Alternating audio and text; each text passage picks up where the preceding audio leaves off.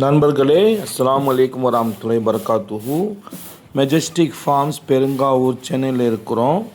உங்களை நாங்கள் வரவேற்கிறோம். இந்த வீடியோ பாருங்கள். சாப்பாடு ஆடுங்களுக்கு போடுறதுக்கு முன்னாடி அந்த சாப்பாடு போடுற ட்ரேயை நம்ம சுத்தமாக க்ளீன் பண்ணணும். நம்ம எப்படி நம்ம வீட்டில் நம்ம தட்டு கிளாஸ் எல்லாம் சாப்பிட்றதுக்கு முன்னாடி கழுவி வைக்கிறோமோ, அதே போல் அந்த தட்டு சாப்பாடு போடுற தட்டு ஆடுங்களுக்கு நல்லா சுத்தமாக க்ளீன் பண்ணி வைக்கணும்.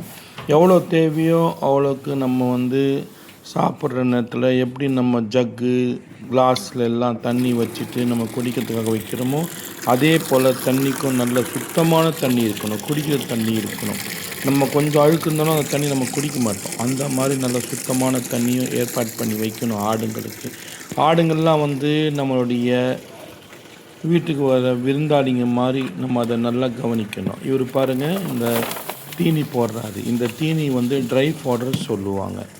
இந்த ட்ரை ஃபோடர் நல்ல இது மக்காச்சோளம் இருக்கும், பாஜ்ரா இருக்கும், ஜாவர் இருக்கும், கோதுமை இருக்கும், அரிசி இருக்கும், மூக்கடலை, பட்டாணி, சோயா, வேர்க்கடலை, காராமணி, பல விதமான பொருட்கள் இருக்கும், தவிடு இருக்கும்.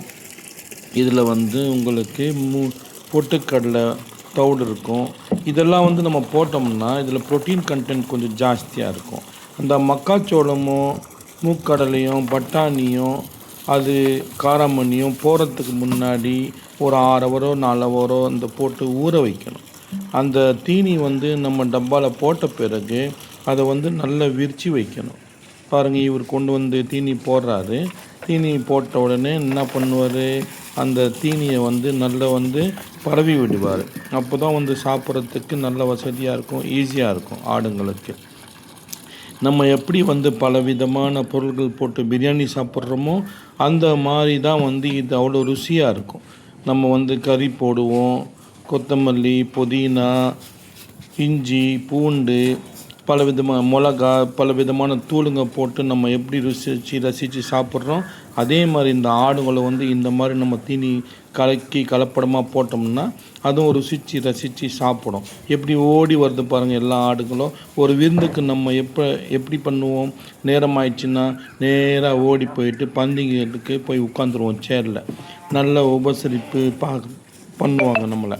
அதே மாதிரி தான் நம்ம ஆடுங்களையும் நம்ம விருந்தாளிங்க பாருங்க நினச்சிட்டு நல்லபடியாக உபசரிக்கணும். பாருங்கள், இந்த ஆடுகள்லாம் ஒரு பொறுப்பாக ஒரு டிசிப்ளினாக உட்காந்து சாப்பிடுது பாருங்கள். நம்மக்கிட்ட எப்படி டிசிப்ளின் நம்ம பண்ணிக்கிறோமோ ஒரு விருந்துக்கு போனால் அதே மாதிரி நல்லா அழகாக டிசிப்ளினாக சாப்பிடும். ஒரு இடத்துலேருந்து இன்னொரு இடத்துல குதித்து சாப்பிடும். நல்ல பொறுமையாக அழகாக சாப்பிடும். அதுக்கு ஏற்ற மாதிரி நம்ம கவனிக்கணும். அந்த ஆடுங்களை சாப்பிடும்போது எதுக்காக கவனிக்கணும்னா, ஏதாவது ஒரு ஆடு சரியான முறையில் சாப்பிடல கொள்ளலைன்னா அதுக்கு பிரச்சனை ஏதாவது இருக்குதுன்ற அர்த்தம். அந்த ஆடுங்களை நம்ம என்ன பண்ணணும், பிரித்து வைக்கணும். அதுக்கு நோய் இருந்ததுன்னா அதெல்லாம் நம்ம பராமரிக்கணும். அதுக்கு ஏற்ற மாதிரி நம்ம வைத்தியம் பண்ணணும். இது பாருங்கள், இப்போ கொண்டு எவ்வளோ ஒரு அன்னக்கூடையில் கொண்டு தீனி போடுறாரு. அந்த தீனி போட்ட பிறகு அவர் என்ன பண்ணுறாரு பாருங்கள், இங்கே அந்த தீனியை நல்லா பரவி விடுறாரு. பரவி விட்ட பிறகு தான் அந்த ஆடுகளை ஏற்பாடு பண்ணுறாரு இங்கே சாப்பிட்றதுக்கு. அதனால் நம்ம கொடுக்கும்போது எந்த பொருளும் பாசமாக அன்பாக நம்ம போட்டு அதுக்கு ஏற்ற மாதிரி ஆடுங்களுக்கு ஏற்பாடு பண்ணி வைக்கணும். தண்ணி பாருங்கள், அதுவும் இனி சாப்பிட்ட உடனே ஆடுங்க என்ன பண்ணணும், கொஞ்சம் தண்ணி குடித்தா தான் அந்த தண்ணி குடித்த பிறகு அந்த தீனி ஈஸியாக குழாயில் சாப்பிட்ற குழாயில் இறங்கும், வயிற்றுக்குள்ளே போயிடும். நம்ம அந்த தீனி போடுறதுக்கு முன்னாடியே நம்ம அந்த ட்ரை ஃபோடரில் லைட்டாக கொஞ்சம் தண்ணி தெளித்து தான் மிக்சிங் பண்ணணும். என்ன காரணம்னா, ரொம்ப ட்ரையாக இருந்தது, காஞ்சி இருந்ததுன்னா அந்த வாயில் தொண்டையில் மாட்டிக்கும், உயிருக்கு சேதம் வராமல் இருக்கும். நம்ம தண்ணி கொஞ்சம் கலக்கணும்னா, அதனால் நம்ம போடுறதுக்கு முன்னாடி அந்த தீனியில் கொஞ்சம் தண்ணி கலக்கி தான் போடணும். யூஸ்வலாக இந்த தண்ணிக்கும் ஏற்பாடு பண்ணணும் ஆடுங்களுக்கு. அது கொஞ்சம் தீனி சாப்பிட்ட பிறகு கொஞ்சம் தண்ணி குடிச்சிட்டோம்னா வயிறு ஒரு மிக்சி மாதிரி நமக்கு. அதே மாதிரி அந்த ஆடுங்களுக்கும் தண்ணி போயிடுச்சுன்னா வயிற்றுக்குள்ளே அந்த ட்ரை வாட்டரும் அந்த தண்ணியும் சேர்ந்து நல்ல ஜீரணமாகும், ஈஸியாக இருக்கும் ஆடுங்களுக்கு. நீங்கள் கவனிங்க நல்லா எவ்வளோ தீனி போடுறாரு பாருங்கள். ஒரு ஆடு கணக்கு பார்த்தோம்னா ஒரு சைஸை பொறுத்தது அதுக்கேற்ற மாதிரி சாப்பிடும். ஒரு 300லேருந்து 500 கிராம் வரைக்கும் நம்ம வந்து தீனி போடணும் ஒரு ஆடு கணக்கு போட்டு. சில பெரிய ஆடுங்களுக்கு வந்து தீனி கொஞ்சம் ஜாஸ்தியாக தேவைப்படும். அதுக்கேற்ற மாதிரி கொடுக்கணும். பாரு ஒரு கதவை திறந்த உடனே எப்படி ஓடி வருது பாருங்கள் ஆடுகள்லாம். நல்லா டக்கு டக்குன்னு ஓடி வந்து அதுக்கேற்ற தேடி தேடி நம்ம விருந்துக்கு எப்படி நம்ம போய் உட்காந்து சாப்பிடுவோம் அதே மாதிரி வந்து லைனாக வந்து உட்காந்து சாப்பிட்டு பாருங்கள், நின்று சாப்பிடுது பாருங்கள் ஆடுகள்லாம். இந்த ஆடுங்களுக்கு வந்து நம்ம வந்து பராமரிப்பு கவனிப்பு இதெல்லாம் பண்ணோம்னா ஆடுங்க வந்து நமக்கு நல்ல வளர்ச்சி கொடுக்கும், உயிர் சேதம் வராமல் இருக்கும், நல்லா வளரும்.